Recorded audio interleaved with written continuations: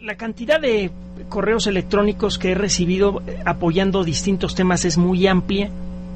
Al hacer el conteo, el ganador por una pequeña cantidad es el tema de la vida y obra de Steve Jobs, este caballero que nació el 24 de febrero de 1955 y murió este pasado 5 de octubre de 2011.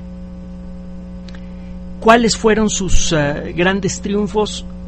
¿Cuál fue la realidad de su contribución, que fue amplísima y muy variada al mundo de la computación? ¿En dónde está la realidad? ¿En dónde está la historia alterada? Vamos a platicar un poquito sobre el asunto. Recuerde que el programa lo construimos con su opinión. Jobs nació en San Francisco, una ciudad muy atractiva en muchos sentidos, una ciudad cosmopolita. Puede usted encontrar gente de todo el mundo en San Francisco. Tiene el atractivo de estar siempre cerca del mar, una historia desde luego muy rica. Hay zonas rurales, casi rurales, pegadas al corazón de la ciudad. Tiene un sistema de transporte muy bueno, espero que siga siendo bueno, el BART, un sistema conjunto de transporte que le permite a usted a un precio muy bajo ir a lugares bastante lejanos unos de otros. Puede usted vivir en una zona rodeada de árboles, espantando a los mapaches que se suben a los botes de basura, y se lo digo por experiencia personal, y en poco más de media hora puede estar usted en el centro de San Francisco en un rascacielos trabajando. San Francisco tiene muchas otros atractivos, entre ellos la cercanía con varias universidades importantes, y la originalidad cultural de California. El estado de California en los Estados Unidos es uno de los sitios más deliciosos, estrambóticos, variados y productivos del planeta. No sé cómo serán los datos en la actualidad, pero durante una buena época del siglo XX, el estado de California por sí mismo, de haberse convertido en un país independiente, habría tenido la quinta economía más poderosa del mundo. Claro está, en buena parte esa economía depende de su estrecha orgánica relación con el resto de los Estados Unidos, pues es una economía muy fuerte. Mucha gente vive de manera diferente, original. Es más fácil encontrar gente que profese algún tipo de religión nueva, por ejemplo, o que se vista de una manera poco convencional en California, que hable de manera poco convencional y, muy importante, que piense de manera poco convencional. Jobs fue hijo de un sirio americano, de una persona de origen sirio, y de una dama que tenía ancestros suizos y alemanes. La historia temprana de Jobs es desde luego interesante, como la historia de cualquier persona, pero nos distraería un poquito de los otros temas que tenemos que discutir, por eso no la tocamos más que por encima. Jobs prácticamente tuvo que vivir en la separación del matrimonio de sus padres. La familia realmente se desgranó y eso muy probablemente afectó mucho su capacidad para concentrarse en sus estudios académicos. Frecuentemente se salía de clases cuando estaba en el equivalente a la preparatoria y se daba una vuelta a la compañía Hewlett Packard, que tenía su sede en Palo Alto. Hewlett Packard, al igual que muchas otras compañías importantes en el mundo de la electrónica, frecuentemente tenía eventos de distintos tipos, incluyendo pláticas en las que a veces se invitaba y a veces simplemente se toleraba la presencia de público en general. Jobs frecuentemente se daba sus vueltas a las pláticas de Hewlett Packard. De hecho, acabó trabajando para Hewlett Packard. Lo invitaron a trabajar y fue allí en donde conoció a Steve Wozniak, que trabajaba en el verano para juntar dinero para tener mejor situación como estudiante. Es una cosa que aquí en México no se acostumbra, y en Estados Unidos y en otros países ha tenido una enorme importancia. En los meses de verano, durante las vacaciones, además de darse una vuelta al mar o algún lugar así, muchos jóvenes inquietos buscan un trabajo de verano. Aquí en México, por ejemplo, el CONACYT ha hecho un esfuerzo muy importante para invitar a los jóvenes más curiosos a acercarse a la ciencia durante las vacaciones de verano, el verano de la ciencia. Probablemente usted ha escuchado algo sobre estos eventos. Siempre tienen un efecto benéfico. Los jóvenes se ponen en contacto con la ciencia, con alta tecnología, ganan su dinerito, en el caso de Jobs y de Wozniak, trabajando para una empresa como Hewlett Packard, y lo más importante aún, ganan experiencia y visión. Jobs ganó experiencia, visión y también a un amigo muy importante. De Wozniak ya tendremos que hablar más. Él tiene una trayectoria interesantísima, además es una persona que de aspecto se siente agradable, da una idea de lo que es mucho el ambiente de San Francisco, Stephen Gary Wozniak. Él, junto con Steve Jobs y con Ronald Wayne, fundaron literalmente en el garage de su casa, juntando circuitos electrónicos que comenzaban a salir al mercado en aquella época y que nadie sabía qué hacer con ellos. Juntaron un paquetito que se convirtió en la primera computadora personal realmente atractiva del mundo. Es aquí en donde nos acercamos a uno de los primeros asuntos que con frecuencia aparecen distorsionados en la vida de Jobs. Mucha gente dice que Jobs inventó la primera computadora personal. No es cierto, no es justo decir eso. Le voy a decir por qué al regreso del siguiente corte. El explicador continúa después del corte. Usted escucha El explicador con Enrique Ganem y María de Los Ángeles Aranda por MBS 102.5. Continuamos en El explicador @mbs.com, con una copia a elexplicador@yahoo.com.mx. Ideas a la práctica. Ciencia Industria. En la década de los 70, la tecnología que permitió comprimir a una computadora al punto de que podía caber no solamente en una recámara, sino también en un escritorio, era apenas joven. Hasta antes de esa década, el término computadora necesariamente involucraba a un edificio, a una construcción grande con piso falso, con un sistema de corriente eléctrica especial, probablemente con tubería de agua fría para enfriar a los equipos electrónicos. Implicaba una gran cantidad de personal especializado, unas cuentas eléctricas elevadísimas, tapones de oído o algún otro tipo de protección para trabajar en el interior de estos lugares, visitas frecuentes al médico por los cambios de temperatura. El interior de los centros de cómputo generalmente permanecía muy frío, con la ayuda de sistemas de aire acondicionado especiales para evitar que se derritieran las computadoras, que generan una cantidad de calor espantosa. La operación de una computadora costaba miles de dólares por hora como consecuencia de todo esto, y en la década de los 70 todo eso comenzó a cambiar. Aparecieron los primeros circuitos integrados que caben fácilmente en la palma de una mano. De hecho, el componente activo de estos circuitos es del tamaño de una uña y más o menos del mismo grosor. Y estos primeros circuitos, si bien eran ridículos en relación a las computadoras grandes en cuanto a su poder de cómputo, ya eran computadoras hechas y derechas.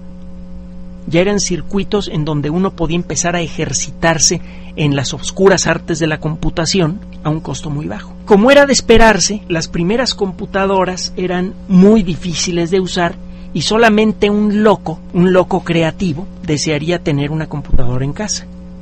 El número de locos creativos que ha habido en el área de California y en el área de San Francisco en particular es afortunadamente muy alto, y gracias a esos locos creativos es que tenemos tantas maravillas en nuestras casas. Uno de estos locos construyó algunos de estos locos construyeron las primeras computadoras personales. máquinas como la Altair, como la IMSAI 8080. Ese tipo de máquinas eran gabinetes grandes, metálicos, que se parecen como a los amplificadores de sonido que hay en los supermercados. Es la primera sensación que dejaban a la vista las primeras computadoras. Venían desarmadas. Usted necesitaba un cautín, soldadura, algunos otros elementos más, mucha paciencia y una mano muy firme para soldar, para seguir las instrucciones del fabricante y soldar los elementos y armar su computadora. Si usted pedía la computadora armada, le salía mucho más cara. Estas máquinas no tenían monitor, no tenían una bocinita que hiciera ruido, o la tenían pero a un costo adicional. Lo único que tenían eran unos interruptores y unos foquitos. Eso era todo. Y solamente le servían a personas muy entendidas en materia de electrónica. En la década de los 70s, ya a mediados de la década de los 70s, ya existía una relación muy estrecha de amistad entre Jobs y Wozniak. Fue Wozniak, de manera individual, el que agarró un montón de circuitos, los ensambló en su casa y les puso una cubierta de madera hecha a mano. Le voy a dejar en Twitter una liga para que vea una foto de esa primera computadora personal hecha a mano. Ya existían otras computadoras personales en el mercado, pero la máquina que vendió, que armó por primera vez Wozniak y que se comenzó a vender en julio de 1976, era única en muchos sentidos. Una, tenía un teclado. Uno podía escribir las instrucciones para la computadora en algún idioma que se pareciera al inglés, en lugar de mover unos interruptores. Dos, se podía conectar a un televisor. Uno podía ver los resultados de una operación de cómputo en un televisor casero. En las otras computadoras lo que pasaba es que aparecían los foquitos de la computadora se empezaban a prender y apagar, y los patrones de luces, qué foquitos se prendían y qué foquitos se apagaban, representaban el resultado de una operación de cómputo. Obviamente solo se pueden realizar operaciones de cómputo muy sencillas en esas máquinas. La computadora que comenzó a venderse que salió por primera vez el 11 de abril de 1976 y que fue presentada formalmente al mercado, que fue comercializada en el mes de julio de ese año a un precio de $666.66, se llamaba la Apple número 1. La Apple I duró un tiempo relativamente corto en el mercado. Se vendió lo suficientemente bien entre aficionados a la electrónica como para que los fundadores de esta empresa lograran juntar suficiente dinero para ofrecer un producto mejor. Es en este producto mejor, la Apple número 2, que también fue diseñada esencialmente por Wozniak, la que de veras se convirtió en un hitazo en el mundo de la computación. Por primera vez, mucha gente que no tenía nada que ver con las computadoras comenzó a soñar con la idea de comprarse una computadora. La Apple II es una máquina, a diferencia del Apple I, ya lo verá en las fotos que le voy a dejar en Twitter, es una máquina atractiva, bonita. Venía en una caja de plástico de aspecto futurista. Tenía una tapa que usted podía levantar y adentro tenía usted acceso a los circuitos de la computadora.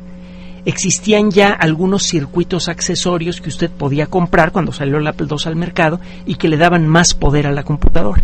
Por ejemplo, podía insertar usted una tarjeta electrónica que le facilitaba la conexión de unas unidades de disco para almacenar información. Estos discos flexibles hacían un ruido muy peculiar cuando giraban en el interior de la lectora de discos. La onomatopeya que se utilizó en los Estados Unidos para referirse a ese sonido era floppy. Le llamaron los discos floppy. Desde entonces, todos estos discos magnéticos que se usaron por varias décadas, que están hechos de un material suave con capacidad magnética, se les llamaba discos floppy. Ya existían los discos floppy en aquella época, pero los discos floppy que le fueron agregados a la Apple II eran más pequeños que los que existían entonces, con una capacidad mayor para almacenar información, y eran visualmente atractivos. La Apple II además sabía manejar colores. Una buena parte de los aspectos de diseño del aspecto de la computadora y de su facilidad de uso fueron diseñados en conjunto por Steve Jobs y por Steve Wozniak. La Apple I fue diseñada exclusivamente por Wozniak.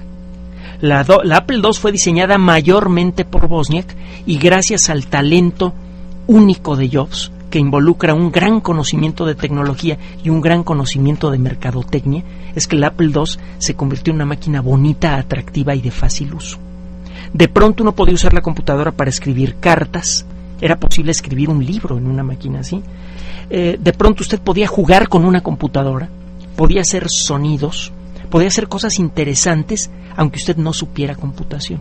Eso en buena parte gracias al talento agregado de estos dos caballeros. La Apple II se convirtió en un éxito fabuloso en poco tiempo. Seguimos al regreso del siguiente corte. Usted escucha El Explicador, un universo de conocimiento. Regresamos. Está escuchando El Explicador con Enrique Ganem y María de Los Ángeles Aranda por MBS 102.5. Continuamos en El Explicador @mbs.com, con una copia a elexplicador@yahoo.com.mx. Ideas a la práctica. Ciencia e industria. La compañía Apple creció de una manera tan espectacular que todavía sigue siendo uno de los ejemplos más estudiados en carreras de administración, por ejemplo. En poco tiempo, la computadora hecha sobre las rodillas de Wozniak, con circuitos comprados por correo y ensamblados en una base de madera, se convirtió en una de las compañías más fuertes de los Estados Unidos en materia de alta tecnología. La Apple II se siguió vendiendo hasta 1993, fue evolucionando, aparecieron muchas variedades de la Apple II. Había una máquina, la Apple IIe, muy novedosa en muchos sentidos.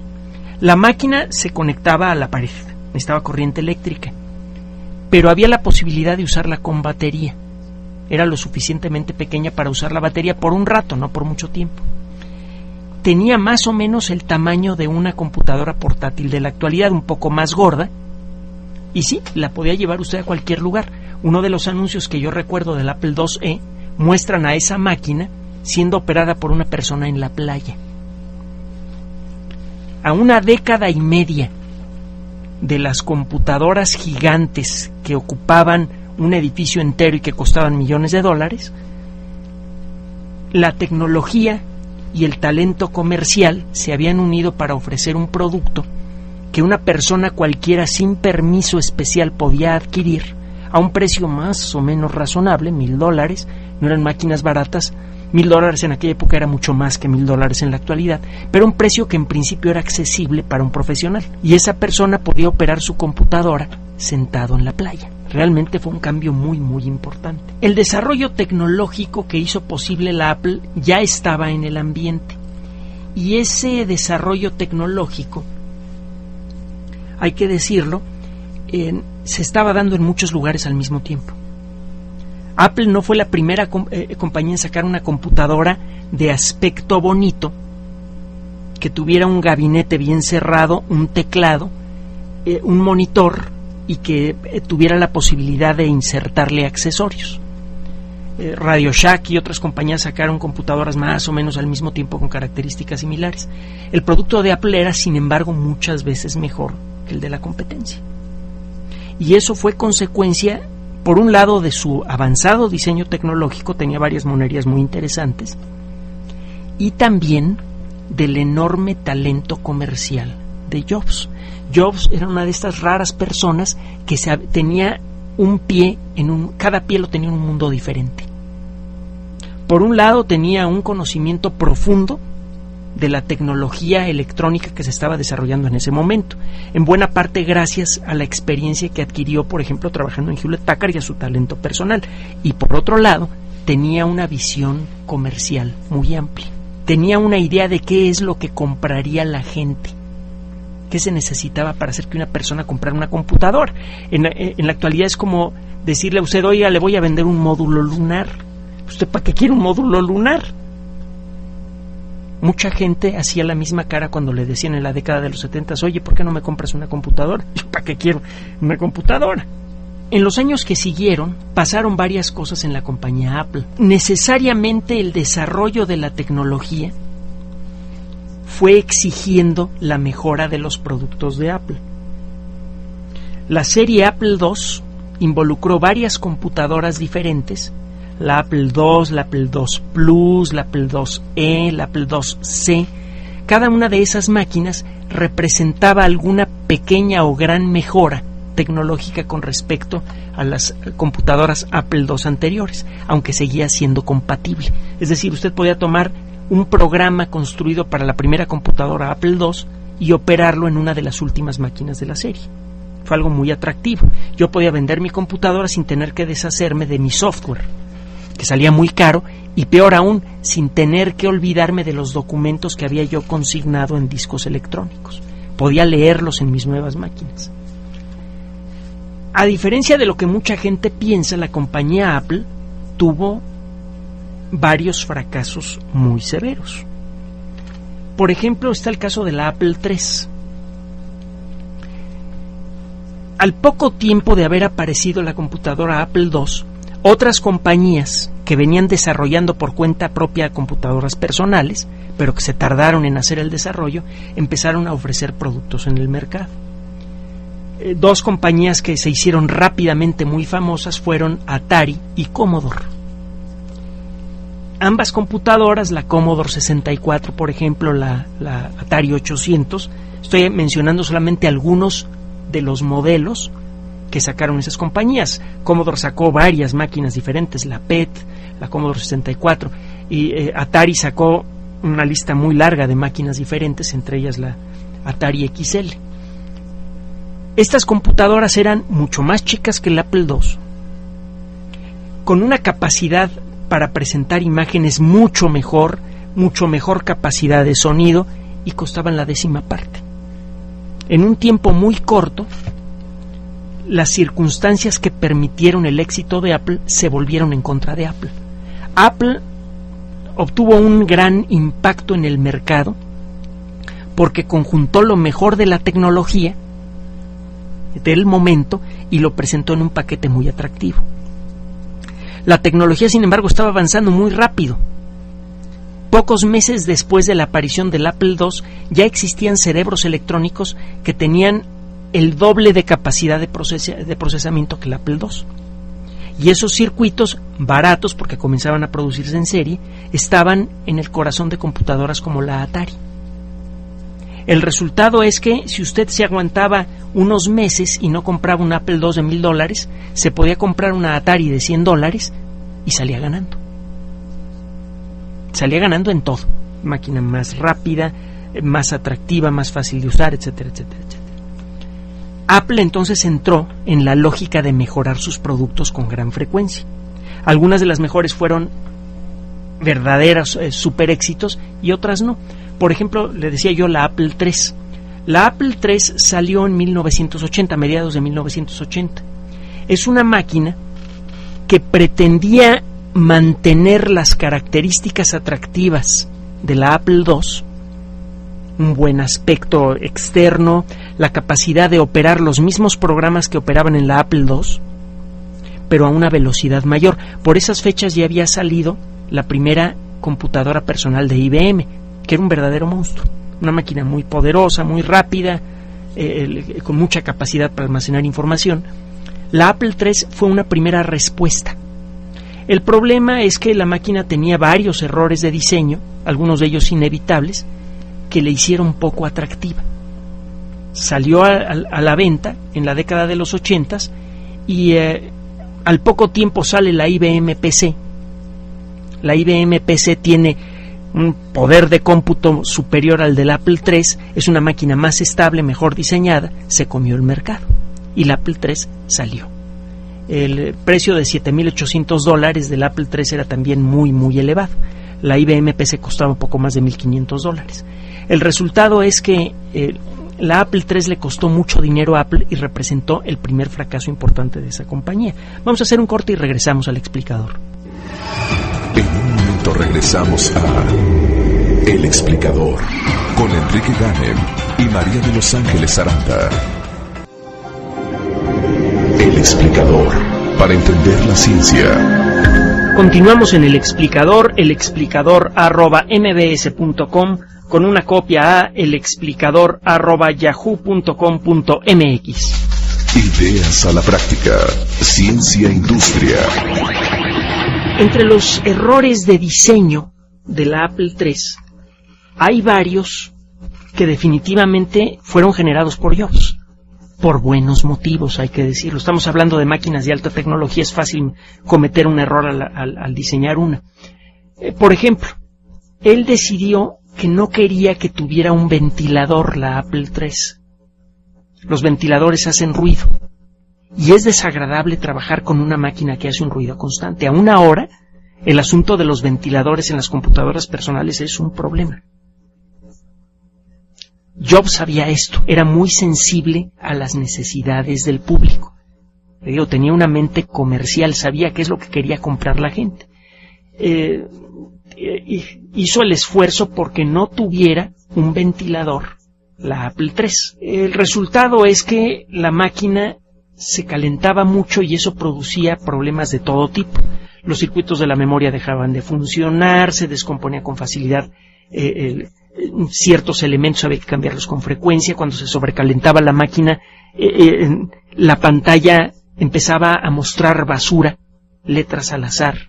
Había cuestiones de desarrollo, por ejemplo, la forma en la que estaban soldados ciertos componentes que eran muy vulnerables al calor. Los circuitos electrónicos estaban muy pegados unos con otros dentro del Apple III con la intención de hacerla pequeña y atractiva al usuario. Los circuitos electrónicos generan calor, al pegarlos mucho uno con otro y al negarles el beneficio de un ventilador, los circuitos se calentaban mucho. Con frecuencia, cuando fallaba un circuito había que enviar la máquina completa a Apple y tardaban mucho tiempo en regresársela a uno, reparada, para que al poco tiempo se volviera a descomponer. Había varios asuntos que daban a entender que la máquina no había sido suficientemente probada antes de sacarla al mercado. Y es que la presión del mercado era muy grande. Si uno se tardaba unos meses en probar una computadora antes de sacarla al mercado, para ese entonces la tecnología ya estaba superada. La lista de los problemas que tuvo la Apple III fue muy larga. El resultado fue que al final la máquina prácticamente no se vendió. Y Wozniak, en aquella época, fue cuando comenzaron las fricciones con Jobs. Dijo claramente: el problema aquí, el problema que mató a la Apple III es que el departamento de mercadeo se metió demasiado en el diseño. Y eso pues, era una indirecta bastante directa hacia Jobs. Jobs insistía en máquinas sin ventilador, en máquinas chiquitas de buen aspecto y que tuvieran una cierta serie de características que eran incompatibles con aspectos de ingeniería. La máquina tenía que enfriarse de alguna manera. El resultado es que comenzaron unas fricciones que se hicieron más notables con un proyecto que siguió poco tiempo después. Una computadora muy avanzada, muy interesante, en donde de nuevo Jobs tuvo un trabajo de diseño muy valioso.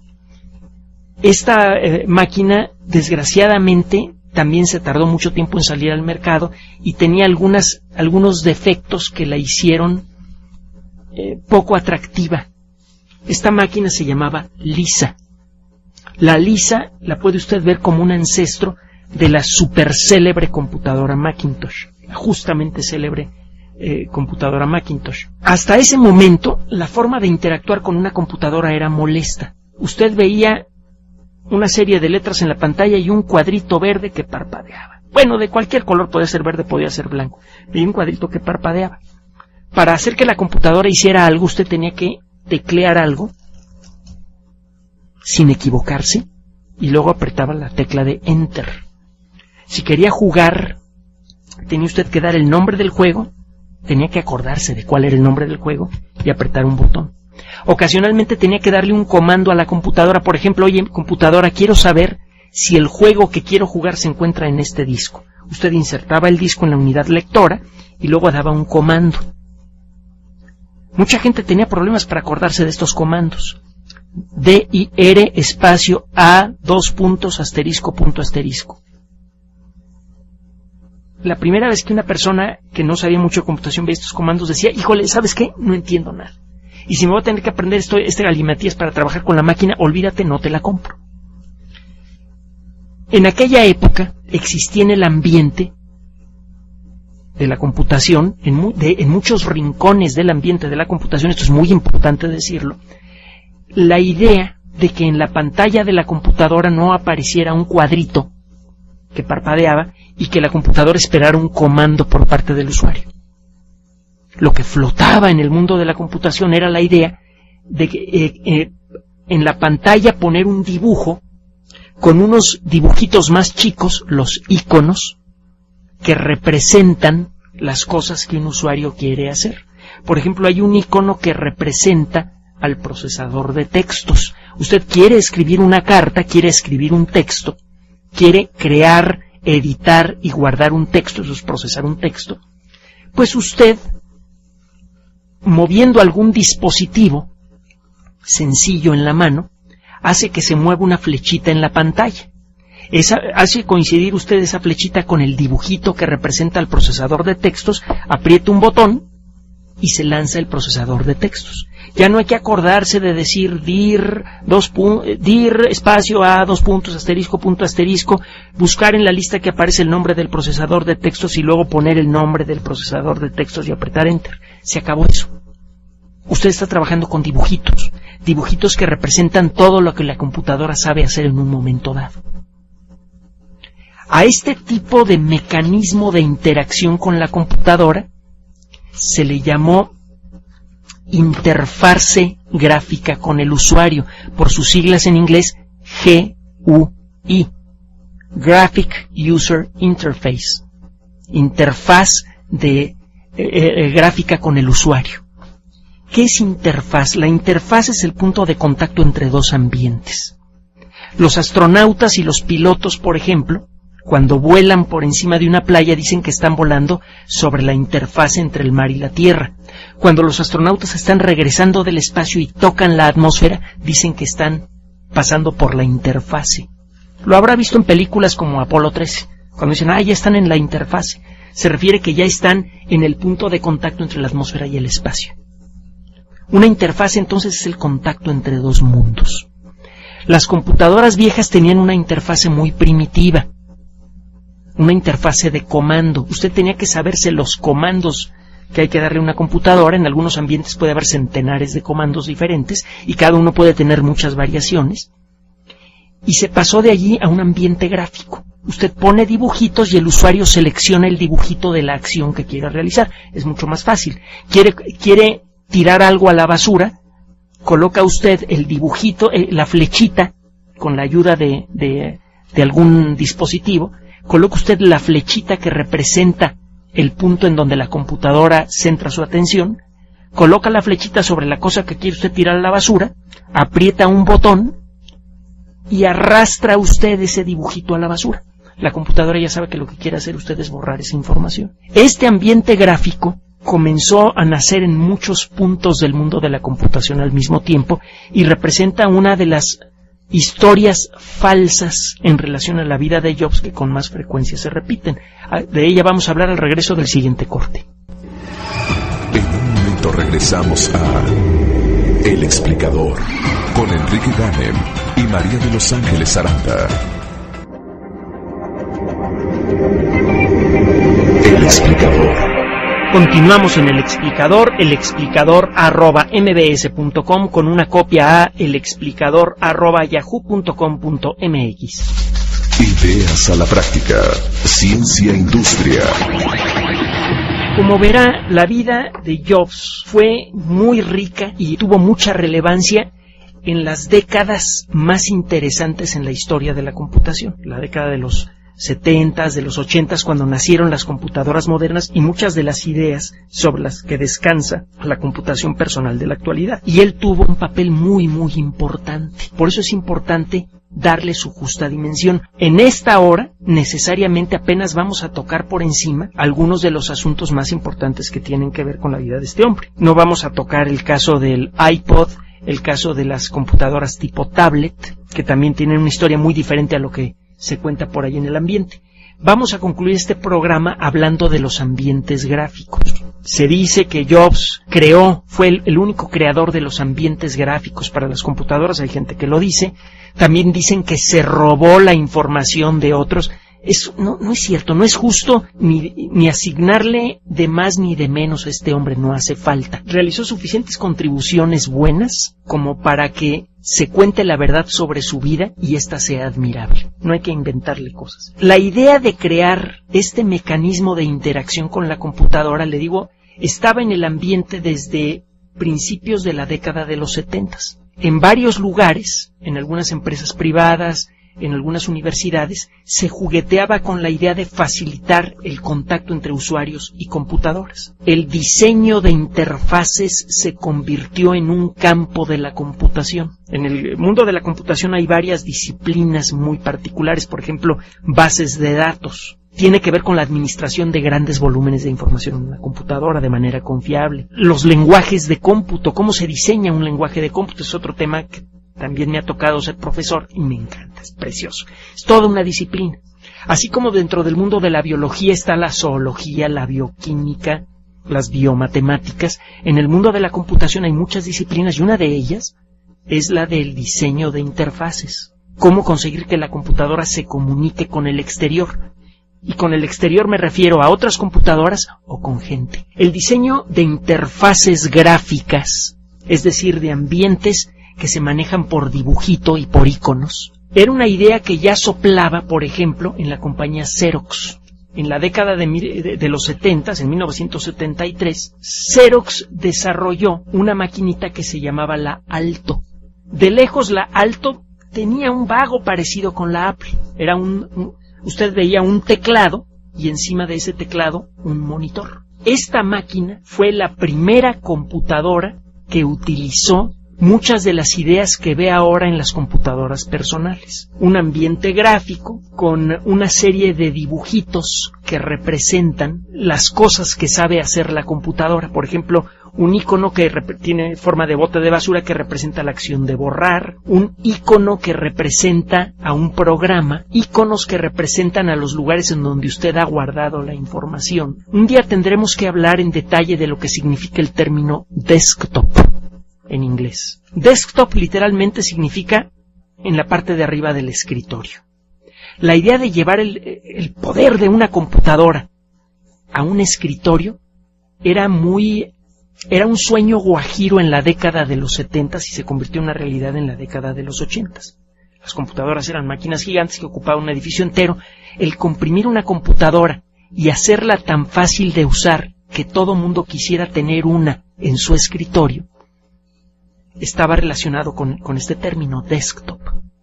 Para conseguir esto necesita usted crear una computadora lo suficientemente pequeña y barata como para que la gente acepte comprarla y que tenga una interfase lo suficientemente amable para que la gente quiera usarla, para que la entienda. Bueno, la primera computadora en utilizar un desktop parecido a los modernos, es decir, un ambiente gráfico con dibujitos que representan los programas, fue la Alto. La Alto, además, tenía un aparatito que usted ya conoce. Es un cuadrito de plástico que puede tener muchas formas diferentes. Ese cuadrito tiene unos botones y en muchos casos tiene un cable que lo une a la computadora. En la actualidad ya existen estos aparatos que utilizan frecuencias de radio y se comunican a la computadora sin cable. Los ratones de cómputo nacieron con la computadora Alto.